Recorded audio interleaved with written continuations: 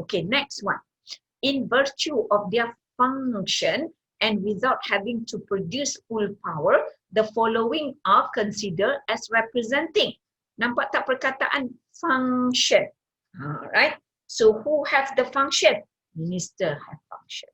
Alright. Head of state, head of government, and Minister of Foreign Affairs for the purpose of performing all acts relating to the conclusion of a treaty, provided that in the federal constitution, the head of state, the head of government, and Minister of Foreign Affairs. Jadi Minister of Agriculture can go but cannot sign. Right? Minister of Belia and Sukan can't do it because according to, right, according to Vienna Convention, Minister for Foreign Affairs.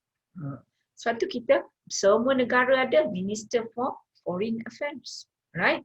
Okay, and this is no exception. It's not the appointment, it's the function. Nampak tu?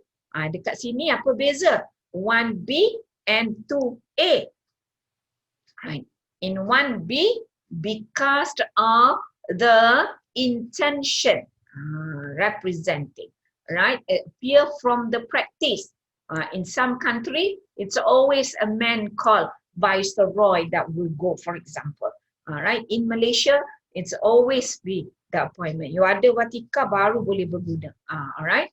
Okay. So it is now presumed that if it is signed by head of government, head of state, is there a difference?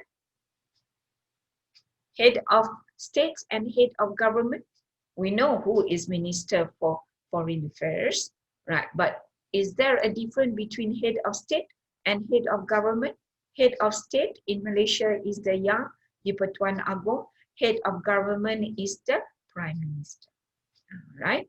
Okay. Head of diplomatic mission, provided that diplomatic mission is related to the function. Right? Sometimes in Putrajaya, they appoint Minister of Agriculture to represent, the country, to represent the country in observing treaty that involves science, right? Minister of Agriculture, right? Okay, dia kata head of diplomatic mission. Head of diplomatic mission in Malaysia ni sometimes through an appointment ad hoc, sometimes through the responsibility of the task, sometimes through the appointment of Yang di-Pertuan Agong. Jadi kadang-kadang ni orang ni boleh bertukar-tukar ni. Head of diplomatic mission. For example, when I go for a meeting with the scientist in Argentina, all right, the head of diplomatic mission on that day was Tan Sri Saleh Muhammad Noor. But he was at the time a retired person. But he is the scientist of Malaysia. So you see, he is being given this proper letter by the Yang di-Pertuan Agong, all right, to say that he will be the spokesman. He will be the one that looks into. My job, I go there, I'm the one that look into the drafting or the paragraph. That whatever he wanted to say will make it, right? Now that's my job. Okay, right? It's to look into the content sahaja. Whatever he wanted to say, we put it in a proper sentence so that he will be able to represent, object, or agree on the resolution for the purpose of adopting the text of a treaty. Nampak tu? The head of diplomatic mission, it's only for the purpose of adopting the text, bukan signing. Yeah, all right. Representative accredited by state to an international conference or to an international organization or one of its organ for the purpose of adopting. A representative accredited. Kat sinilah scientists now play the political role. All right, some scientists who have been to Antarctica, I can say that because I was once in that group. Saya dah pencin dah habis dah research dengan tu. All right, scientists, they will be the one accredited. They will be the one that talks about all right, certain activities of scientist group who wants to go there. Therefore, there will be a memorandum now to allow scientists from Malaysia, a country at that long time ago was not a party to Antarctica. Then the provision in the body of the Antarctica on that time must be changed to allow observation from country like Malaysia. So that small paragraph, all right, small thing to allow for the the scientists to do this, to participate into that, right? But at the other side pula, all right, that person represent the scientists and nothing to do with the politics, science alone. It will be representing to have, what was the wording above? A full power. Full power what? To go and activate. All right. Okay. To go and adopt the text. All right. Because of that situation, the small portion will be adopted. And he knows what that means. Only a scientist know what does right?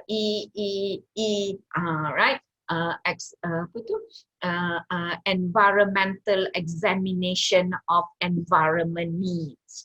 Right? Okay. Us, we can read, but he will know what must be there to look for in the test, for example. All right. So that person is given the full power on that particular in the drafting it, right? To represent and to do that. But all this changing, all this repairing is done earlier, or it's done because you open it for. Sebab tu at the end of all this conference, there will be a resolution to adopt, to adapt, to reject, to accept. Alright, okay. Barulah dia jadi apa? A source of international law determined by law. Small subsidiary source. Although it is a small thing, tapi can you see it becomes law? Jadi all the scientists, all right, after him will be able to. But remember, there must be accredited. There must be a letter of saying that he is entitled to do that over there. Right? Boleh? Okay. No questions? Right. Now let's look into Article 8. Article 8 talk about this. Subsequent confirmation of an act performed without authorization. An act relating to the conclusion of treaty performed by a person who cannot be considered under Article 7 having authorized to represent a state. That purpose is without legal effect unless afterward confirmed by the state. Right? A lecturer suddenly wanted to change here and there during at the end of the that at the end must be confirmed by the state. Otherwise, it's not effective. It's not taken into consideration. Some states are very nice. All right, they just confirmed it. Some state make a big question and scolded you. All right. Okay, so in that situation, it is not confirmed. All right. Okay. Jadi, can anybody unauthorized, all right, have effect to the treaty? The answer is no. Effect, what effect? That have capacity, full power to adopt the text. And then he doesn't have a proper appointment. He cannot be the authorized person. All right. And then coming back. Now that you have the text, you want to adopt it, meaning that you want to sign, all right, the adoption of a treaty take place by the consent of all states participating in drawing up, except as provided in Article 2, in paragraph 2. In paragraph 2, it says this: the adoption of the text at an international conference take place by the vote of 2/3 of the state present and voting, unless by the same majority they shall decide to apply a different rules. Now, okay, right. So, what does it mean? Adopt, right? If you signed it, and you will be accepted because you have placed your consent by signing it. Other than that, is there another mode of agreeing to adopt a treaty if not by signing? All right. Is okay. In this challenge, can you adopt a treaty without signing a treaty, then you have to look into the case of Nicaragua versus USA. Nicaragua wanted to sue USA, America, but then they are not a member to the United Nations Convention as yet. Right? Okay, they're not a member, but they wanted to sue in ICJ. ICJ is International Court of Justice that is offered to deal dispute with its members. So Nicaragua is not a member. Can you accept it? But is there another option to sue America? All right. So the court make a decision with regards to this is that, all right, once you use the facilities available in another treaty, then you are automatically considered a member. And when you use the service of another treaty willingly, because you have no other option, or willingly, remember, free consent, all right? Therefore, you are considered a member. So the year they file a case for ICJ, the next year they get a bill to pay for the fees as being a member of United Nations. All right. Okay, that is how. Okay, right now, Article 10, authentication of the text. The text of a treaty established as authentic and definitive, all right, by such procedure as may be provided for in the text or agreed upon the state. Failing such procedure, what procedure? Coming by signature. Signature at referendum or initialing by the representative of the text of the final act of a conference incorporating the text. Right? So kalau you nak setuju ke tak nak setuju authentic, usually kita sign ataupun kita sign all memorandum. Memorandum ni you don't have the capacity yet, tapi you are being appointed and representing. You ada the representing, tapi you don't want to bind, but you want to sign. Nanti later you want to properly sign. Alright? Okay, so you can. A signature is directly on the document open for signature. Signature at referendum, that is a temporary one that you at that particular time representing the state, but maybe your capacity is lacking in other ways. Right. Initiating. You say you will think about it, you will bring it home. All right. So you initiate. Right. Initiate kat mana? Dekat final act. What is final act? The final draft. Dia tak panggil final draft dah, pasal dia final kan. Alright, panggil apa? Open for signature. The document, the treaty is now open for signature. Right? Okay, I'm going through section 11 kejap, bear with me. Mean of expressing consent to be bound by a treaty. Consent of a state to be bound by a treaty may be expressed by signature, exchange of instrument, ratification and all that.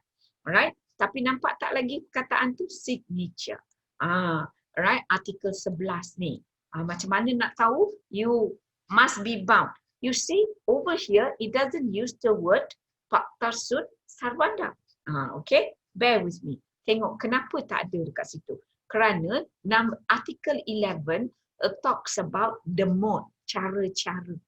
Cara-cara to express consent. So if there are questions on discuss the principle of free consent, look into all this section, coming into that, those are your answers. Yes, Azila, you have a question. You have a question here, Azila? Tak ada. Okay, right. Kalau tak ada, let's look into article consent lagi. Consent to be bound by a treaty. So next to article 11 and all the article above that relates to the principle of free consent are kumpul semua. Nombor-nombor section tu.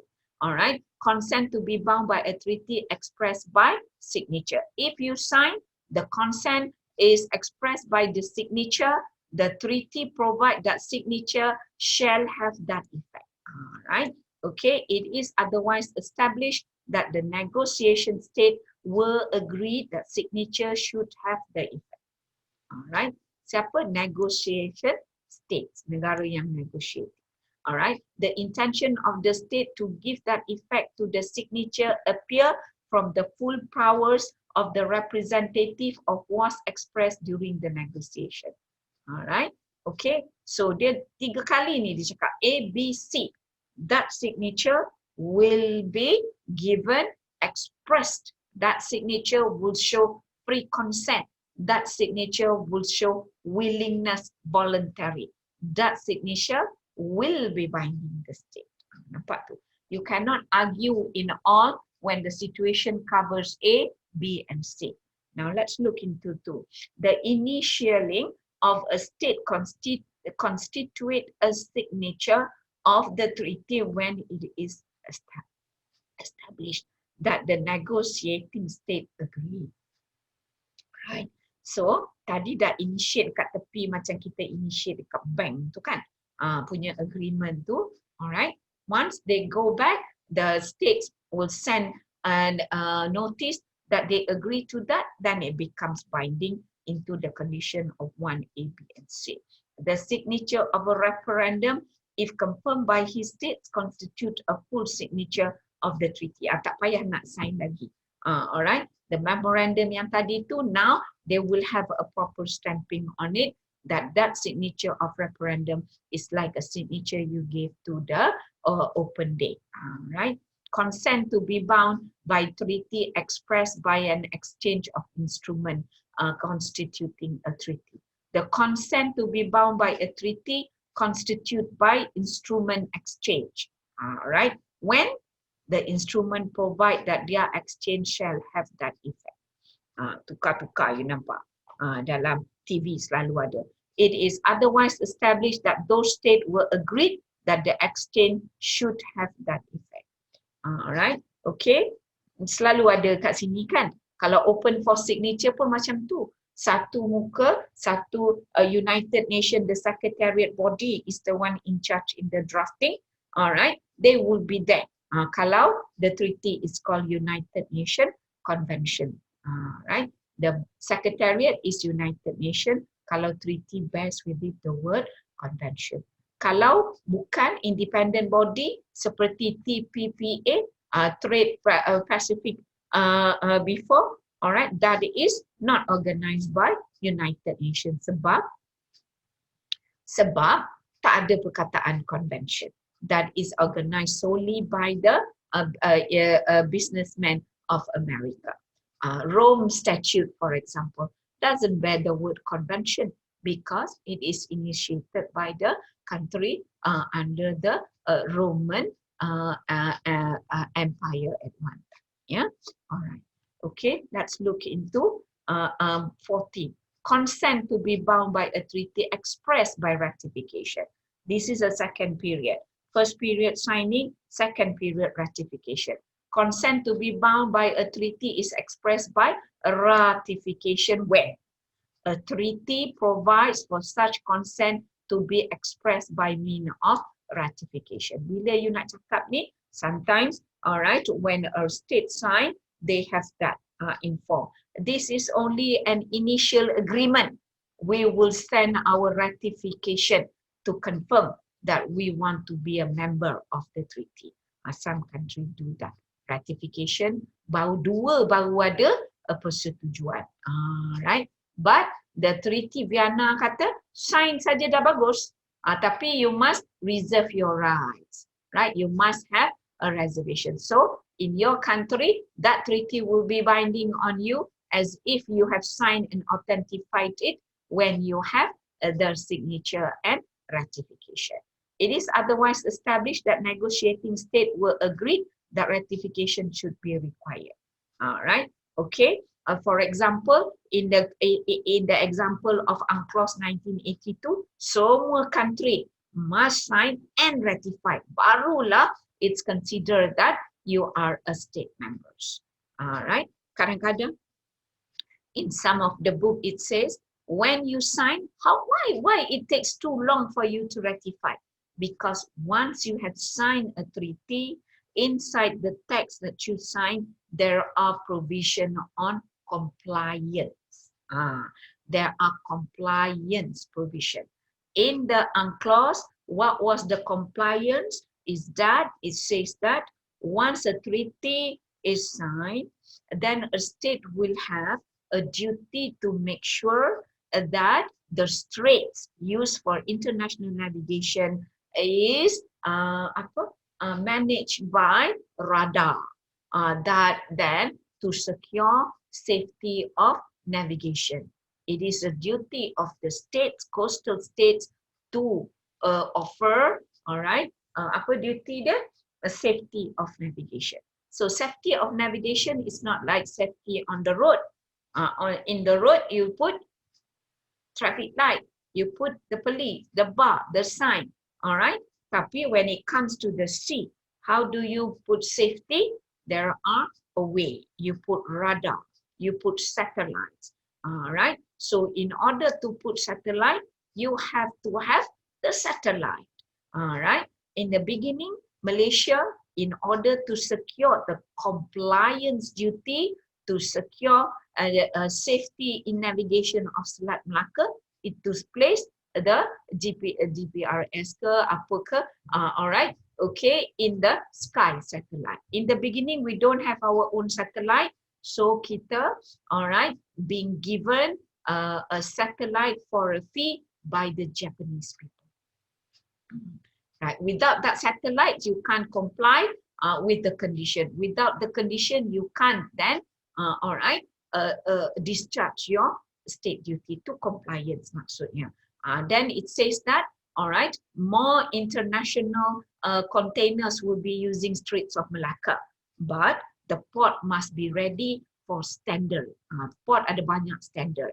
The highest standard 5, standard 3 at that time when Malaysia complied to it, requires that for this container to come, there must be enough crane, number of crane.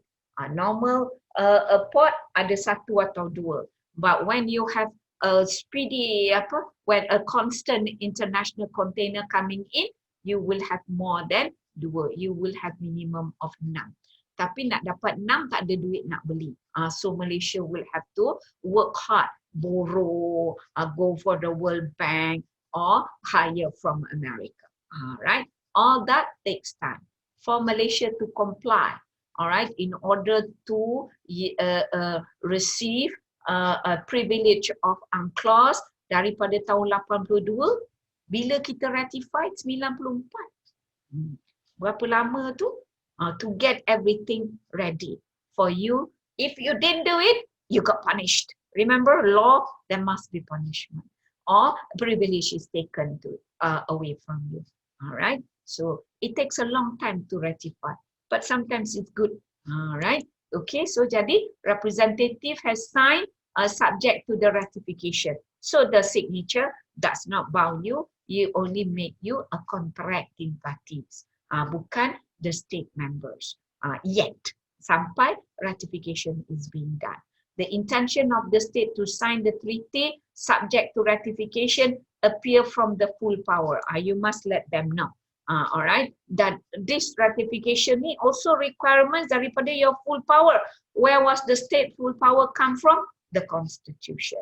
The consent of a state to be bound by a treaty is expressed by acceptance or approval under condition similar to which it's called ratification. This is in a country where they don't have the Constitution, like UK. They have to be acknowledged by or approved by the court.